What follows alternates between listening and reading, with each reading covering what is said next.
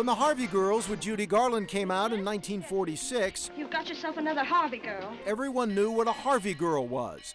They served train passengers throughout the West. You had to be able to get off the train and get back on the train.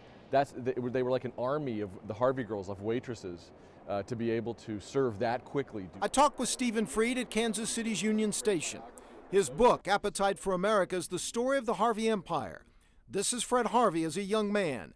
In 1876, he opened his first trackside restaurant in this building, the Topeka train station. But basically, this was the first hospitality empire in the country, the beginning of chain restaurants, chain hotels, as we know them. The difference is we don't always associate chains with the best. The Harvey chain was the best of everything. Indeed, formal place settings with excellent food cooked by top-notch chefs. Food and atmosphere people in the West had not seen. It was an obvious thing that would later come. The difference was doing it first and figuring out how to do it so that it was great. As the Santa Fe Railroad went west, so did Harvey. Almost every stop in Kansas had a Harvey restaurant: Kansas City, Topeka, Emporia, Newton, Wichita, Dodge City, and more. Eventually, he added Oklahoma, Texas, New Mexico, Arizona, and California. There's one thing you girls have yet to learn. A Harvey girl is more than a waitress.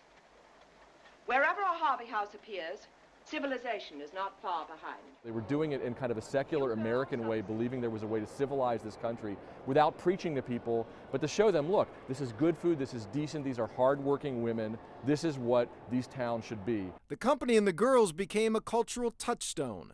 Humorist Will Rogers, probably the most popular American in the 30s, said Fred Harvey gave the West good food and wives. This is the first female workforce in America. It's also the first opportunity for single women to travel by themselves, to make their own money, and the Harvey system is believed to have brought over 100,000 women from the Midwest who married and settled down in the West and the Southwest and built a lot of those communities. Here in Kansas, many of the train stations still exist. Wichita's Union Station on Douglas Street had a Harvey lunchroom.